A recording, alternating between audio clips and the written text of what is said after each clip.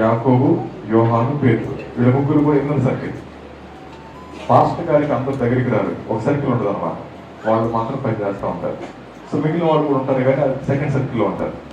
ఆ ఇన్నర్ సర్కిల్లో ఉన్న ముగ్గురు తర్వాత కాలంలో ఏడైనటువంటి పౌలు గారు చెప్పిన ఒకే మాట ఏంటంటే అంటే, క్రీస్తు ప్రభు వారి యొక్క ప్రత్యక్షత దినాన్న అని, క్రీస్తు ప్రభు వారి అక్కడ దినాన్న దేవుడు చూసే క్వాలిటీస్ అని చెప్పండి.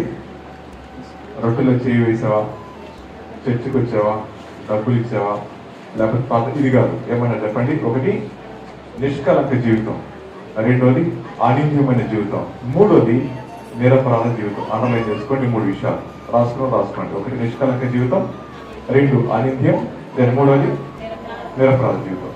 ఈ 3 మాటల్ని నేను వివరిస్తాను, కొంచెం అర్థమేనంటే. నిష్కలంక జీవితం అంటే వ్యక్తిగత పరిశుద్ధత అని మాట. వ్యక్తిగత పరిశుద్ధత అలా చెప్తాను. నేను వైట్ షర్ట్ వేసుకున్నా, అలాగే తమ్ముడు వైట్ షర్ట్ వేసుకున్నాడు. ఇద్దరం కలిసి నడుచుకుంటూ వెళ్తున్నప్పుడు గేదె బురదలో నుంచి దిగి పైకి వచ్చింది. మేము రోడ్డు మీద ఉన్నాం, గేదె పైకి వచ్చింది. ఫ్యాన్ కావాలమ్మా, ఎరగరా బాబు, నిజంగా రా, నో ప్రాబ్లం. సరే, ఇప్పుడు చెప్పేనంటే గేదె రోడ్డు మీదకి వచ్చింది, అది బురదలో నుంచి పైకి వచ్చింది. మేమిద్దరు చేసే పనులు ఏం చెప్పండి.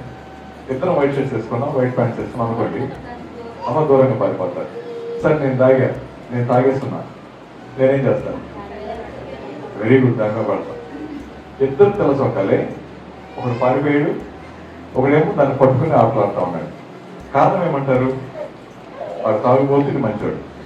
ఈ వచనం చెప్పిన తర్వాత మీకు అర్థం కావాల్సింది, నిష్కలంక జీవితం అంటే లోపల భయం కలిగి దానికి దూరంగా పారిపోయేవాడిని నిష్కలంక జీవితం అంటారు. కళంకం అంటించుకుంటే అంటేదే కానీ పారిపోతే అంటేది కాదు. పాపం ఎప్పుడు కూడా మనం ఏం చేస్తాను నేనంటే అట్రాక్ట్ చేస్తుంది.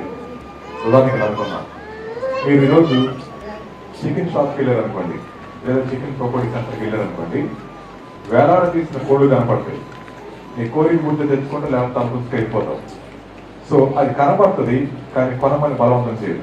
బలవంతం ఎక్కడి నుంచి రావాలా? మన వైపు నుంచి రావాలి. ఒక మనిషి పాపంలో ఉన్నాడండి అంటే కారణం పాపాన్ని కాదు, పాపము యొక్క ఆకర్షణకు ఆకర్షించబడిన వాడే పాపం చేస్తాడనమాట. సో సాతాను చేసే పని పాపం చేయించలేడు, నీ తరపున పాపం చేయడు. కేవలం వాడు అవెన్యూస్ ఓపెన్ చేస్తూ ఉంటాడు, దారులు ఓపెన్ చేస్తూ ఉంటాడు, రైట్? అదే మాట అవకాశాలు ఓపెన్ చేస్తూ ఉంటాడు. ఇది నాకు చాలా మంది పాపం చేసి సాతాను ఏంటన్నా శోధిస్తున్నాడు అంటారు. అలా శోధించదు, అంత భక్తులు కూడా కాదు మనం. అదవుతామా? సాతానికి మీకు పని